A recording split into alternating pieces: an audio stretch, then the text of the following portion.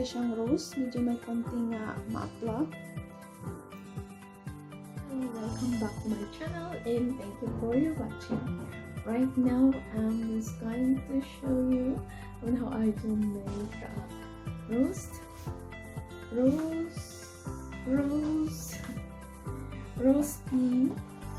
roasty jelly. So,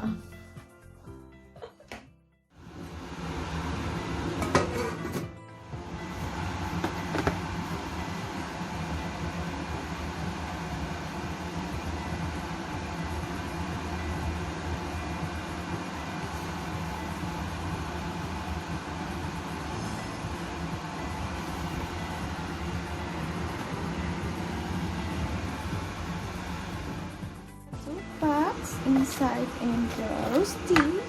So this is inside. I got 2. So since kumukulo na ang ating water, kaya natin siya.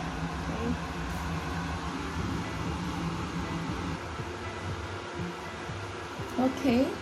Since mayroon tayong 2 packs, lagay na natin siya sa kumukulong water.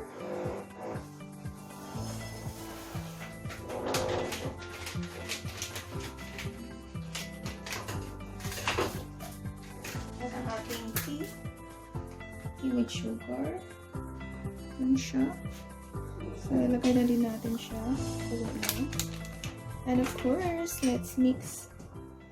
So, i-mix natin siya until ma-dissolve ang ating tea and ang jelly. Keep mixing. So, posibleng nakapalo agad after ibuhos. Kasi kailangan pa natin i-grab yung camera para magbuhos nito. But anyway, patience is virtue. So, ano siya? 750 ml of water. Hot water. Follow the instruction na ako sa carton roast at tea jelly. So, this is the easy. Just dissolve lang. Complete na kasi siya. And let's wait until it's dissolved. Yan. Naka-ano na po yung ating fire. I-off na natin tong ating fire kasi hindi na natin kailangan. Luto na yung jelly. Mausok siya. Mausok kasi mainit na mainit. And since I'm using the glass, kailangan ko na siyang i-pass it aside for a few minutes para mag-calm down yung kanyang ang init. At naamoy ko na siya ang bango. Super bango na siya.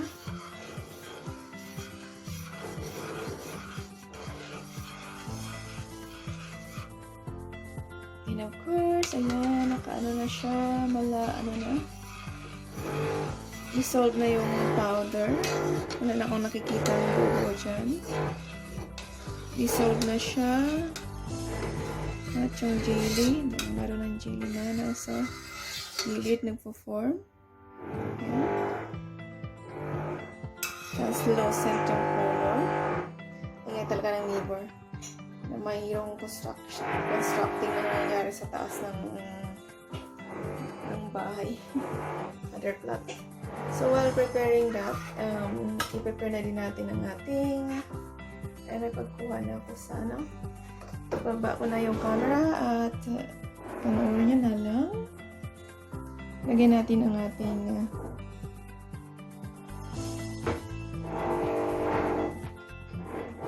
yan. So, this is roasty jelly. Ayan siya. Roast. At itong ating dalawang hindi na natin kailangan garbage.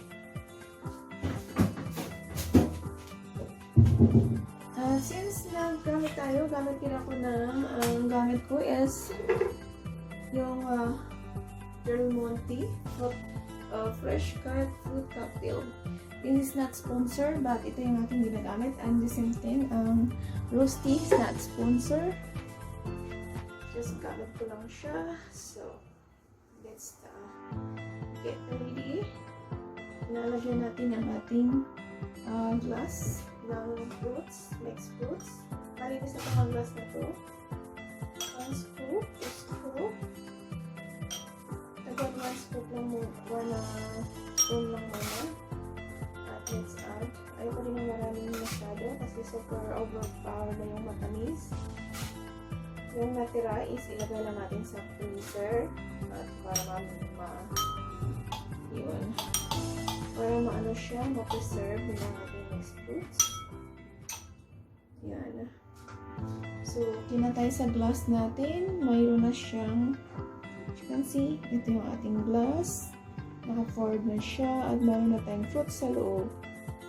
Yan. Kasi translucent, I mean, makikita lang yung sa loob ng ating jelly. So, it's very nice to present. Hopefully, I could able to show you what is the formation after it's cool. So, ayun siya. So, medyo pa sexy tayo dyan. At kukuha ka ng extra glass din na pwede kong paglagyan mamaya. Para hindi ito siya. I'm going to take these plastic cups. Sa taas. Ano din siya, pero plastic. So, it means hindi siya sa mainit talaga. Kunti lang yun. Mainit na ilagay. So, holding for a while, this is I'm using for presentation later on. So, this is yung procedure din. Lagyan ko rin siya ng fruits. Fruits ang ating glass. Oh, sorry.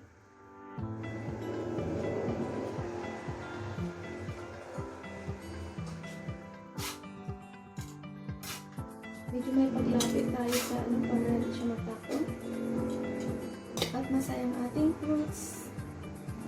Ayan, lagyan natin yung mga ibang kulay para mas presentable at maganda din yan. Ayan. So far, okay na. Lagyan ko din natin ang kulay ito. Mayalit. Okay. Iba't ibang kulay. Ayan. So far, so good na. Meron pa ako natin ang fruits for the next. So, since ingay talaga ng neighbor. Pasensya na kayo. Maingay yung neighbor natin. So, this time, bakit nilagyan ng mga ganito para hindi siya ma-slip? Para hindi marumi yung ating space. So, ayun siya. Kaya ayun, next na tayo is i-pour natin ang ating. Kung hindi malamig na siya ng konti or lagyan natin siya ng medyo malamig na tubig para hindi masyado mainit sa ating konting tubig lang para hindi naman siya maano yung ating jelly. Hindi siya malamig sa ating glass at to make sure na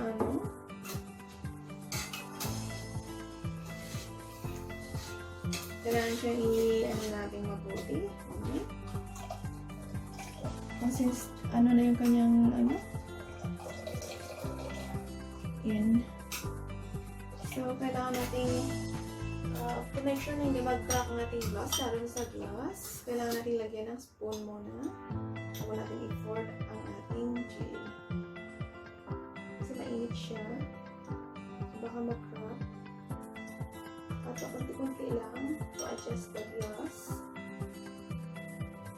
Kasi pang wine natin glass ako konti-konti lang until matapos tayo.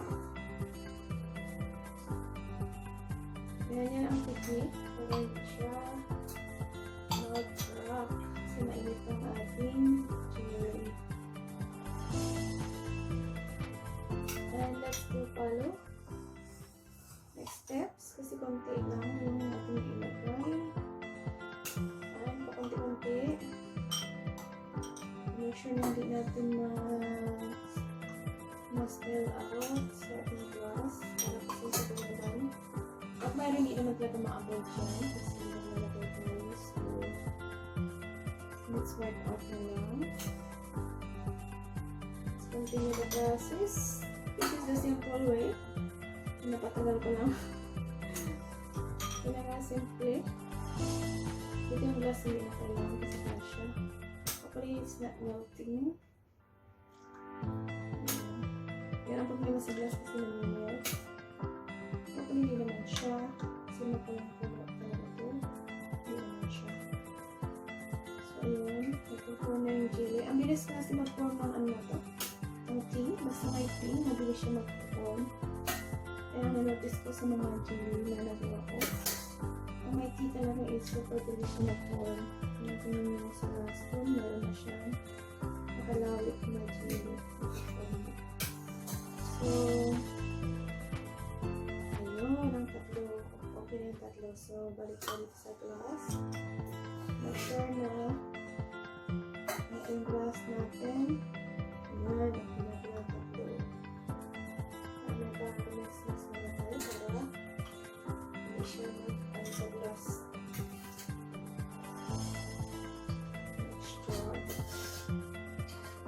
Kasya pang tatlong scoop ang ating nailagay sa mga malalaking lagayan.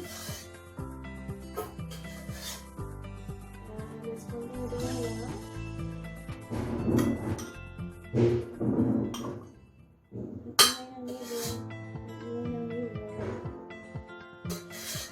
Kung wala sila sobra, ilagay na lang para sa wala na ibang panglat.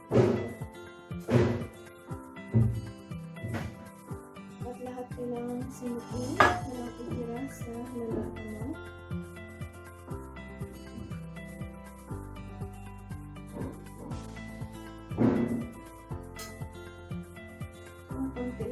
Konti lang sa kabila. Hindi ko napansin. Tatlo rin na concentrate ko na ano. Anyway, konti lang nalagay ko dito. Pwede pa natin ano yan, bawiin. Like para fair. Di ba yung isa, pinakalaan yan dami. Ayun lang. Yung kasemple. Para lang ako maglalaro dito. Pero I'm making the jelly, rose jelly.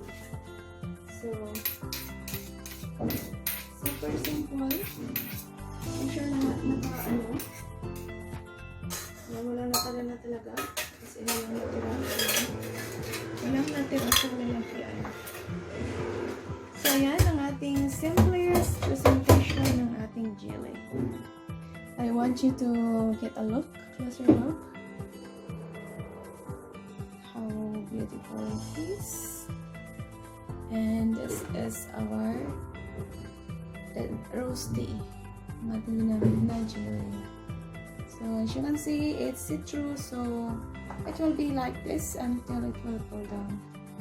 So let it be cool down after a few minutes, and let to sample what is the result.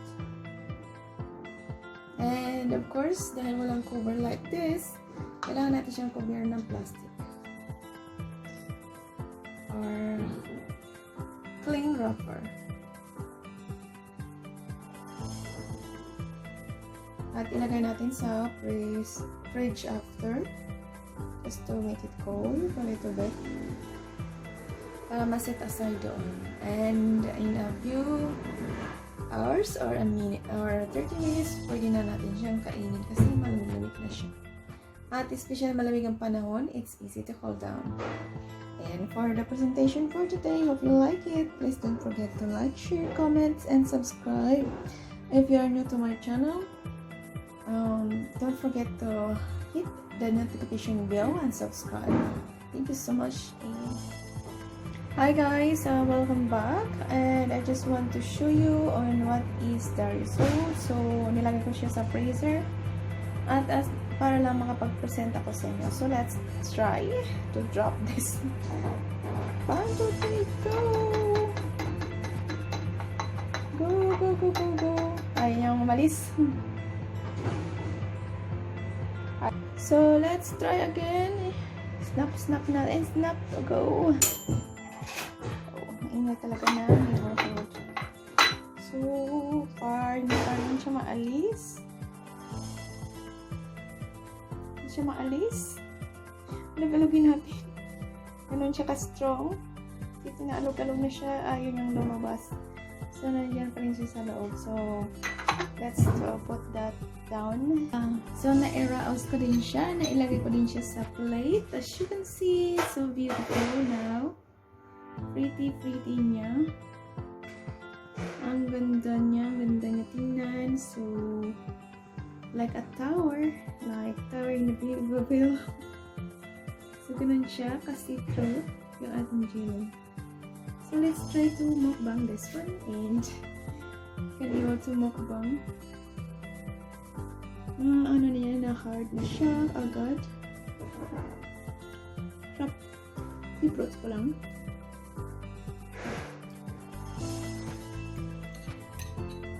And this is it. Thank you for watching. Hope you like it. And again, please don't forget to subscribe to my channel. Again, nakalimutan ko mag-review. Yung taste is medyo may lasa talaga siyang rose. Medyo may konting maapla.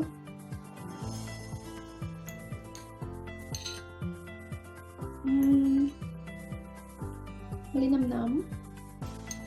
And hindi siya masyadong matamis. Hindi siya matamis.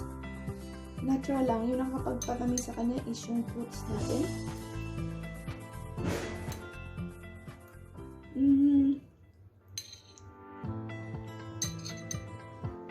Super good. And your whole family will love to eat this one. So try this at home. Napaka-easy gawin.